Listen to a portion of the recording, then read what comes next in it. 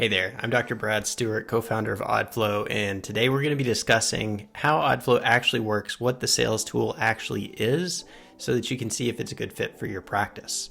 So when I created Audflow, the purpose behind building this tool was I had kind of cherry-picked different presentation methods that I was using throughout my consultation process, and it was working okay. My conversion was fine, but what I found was as I brought on new providers and as we tried to scale our practice, I was limited by just trying to teach what I knew to my providers and then kind of relying on their individual sales ability to convert patients into hearing aid users. I knew that what we were lacking was a sales system. I wanted to create a sales system that was consistent, that was replicable, that was engaging to the patient, that looked beautiful, that looked professional, and that just made our whole process of going through the hearing aid consultation more buttoned up, more professional, so that we could increase our conversions, make our sales more consistent, increase our average selling price, and get patients into the technology that they actually need.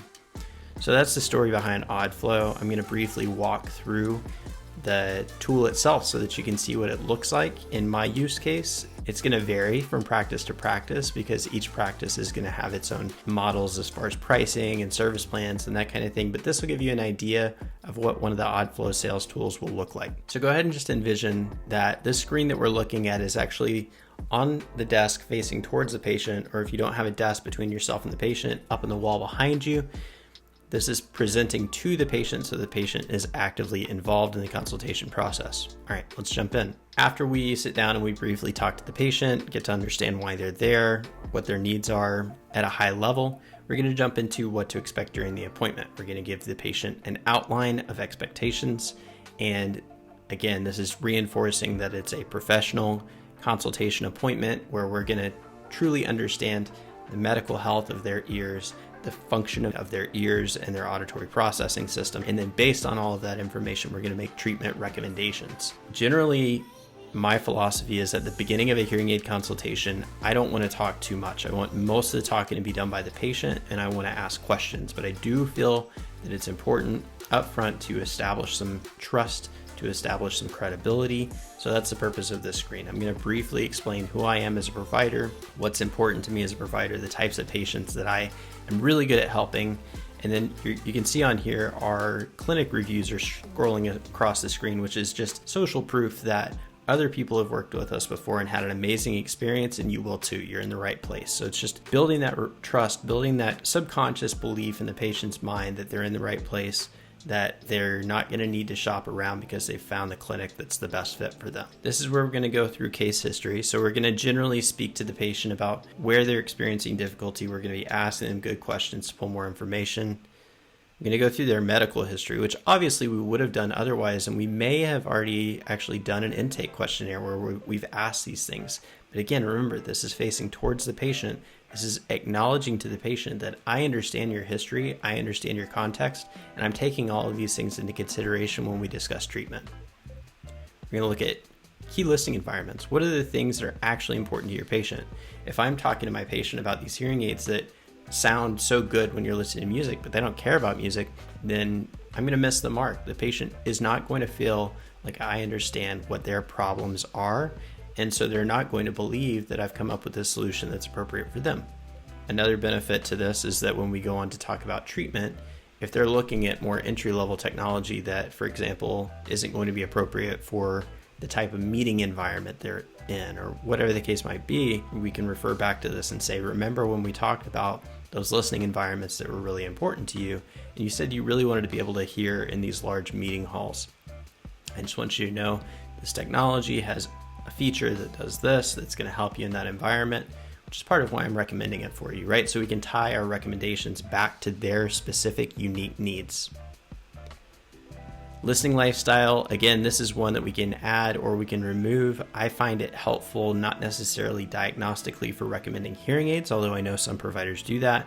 I find this valuable just to get more information about what their listening environments are so that we can make appropriate recommendations and have a meaningful conversation with them. So some of these features, like the anatomy and physiology of the ear, you can see this is an education opportunity. So this is a chance for me to educate the patient on how their auditory system works so that, again, when they're having their hearing tested, they understand what it is that we're testing, We can talk about common ear problems. So these are all light boxes that we can scroll through.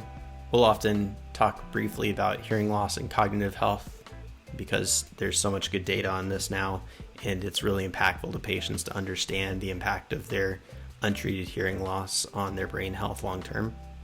So we're going to preview Audiogram with patient before we go and test the hearing so that they understand going into the test what it is that we're looking for. And then when we come back and we discuss the Audiogram with them, they'll have more context and they'll understand when I say that they have a significant hearing loss that we've already said if your hearing is below this level, we need to pursue treatment. We need help.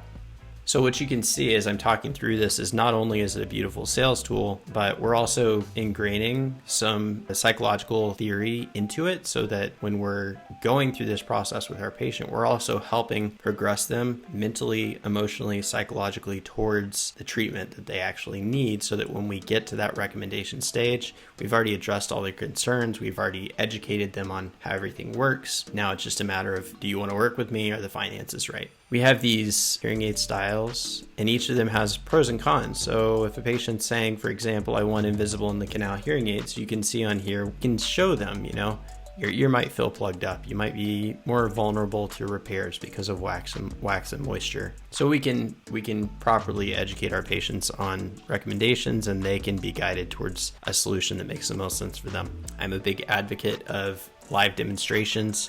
So we've got these sound files that are integrated into Audflow, so you can seamlessly do a live hearing aid demonstration and really have this impactful experiential moment of being able to hear better in noisy listening environments, listening to music, stuff that's actually really important to your patient. We can create that experience for them so that they really deeply feel that they've found the solution to their listening and hearing problem. Here's our review where we'll fill in their top listening environments. A lot of providers ask me, well, can we just make this auto-populate? We could, but when we fill it in front of our patient, again, we're demonstrating to them that, hey, I've been paying attention. I know what your needs are. And I also want to reiterate, now that we talked for a while, are these still the things that are important to you? Simple description of the hearing loss. Then we're going to discuss treatment process. Not hearing aids yet. We're discussing treatment process. We've done the demonstration. Now we're talking about here's the secret sauce. Here are the steps to success. I see a lot of people fail with hearing aids. Because you're at Clear Life Hearing Care, we've developed a treatment program that's going to overcome all of the reasons why most people fail with hearing aids so you can feel confident that you're going to be successful. So we're building the value of our process beyond the commodity. Then we'll talk about treatment plans. Again, we start bundled in my clinic. So these are bundled prices, obviously. If you're unbundled, then we can do unbundled, and we have service plan screens and things like that. Also, if your patients have discounts or insurance coverage or anything like that, we can put those final prices into the screen here so that we can have meaningful conversations about how much things cost, what the difference is in the technology. We can tie it back to their listening needs and help them come to the conclusion of the type of technology that's going to help them the most. Inside of my own practice, which I've always been good at sales, that's never been a problem for me. But when I started using Audflow, I actually saw my own conversion go from about 70% to 75%. I also saw my average sales price go from about $2,400 per unit up to about $2,600 per unit, which again, doesn't sound like a lot,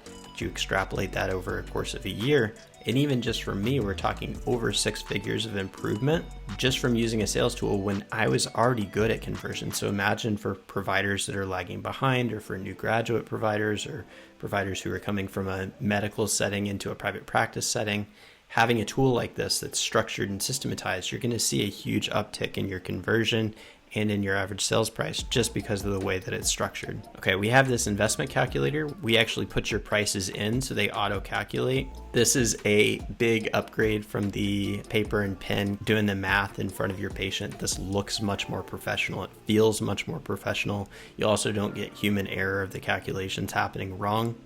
And then if you wanted to do financing, you put in the price, and then we have a financing calculator built in here. It's going to be a lot harder for a patient to go through this entire consultation process with you and then go to Sam's Club or Costco or the chain down the road, they're gonna feel the difference. They're gonna feel like those guys really had the whole thing dialed in, whereas these guys, it feels a lot more like a fly-by-night operation. And then it's just a value decision for them. Was it worth it to invest in the providers that know what they're doing, or do they just want to save money? If it's the latter, probably they weren't the ideal patient for you anyway.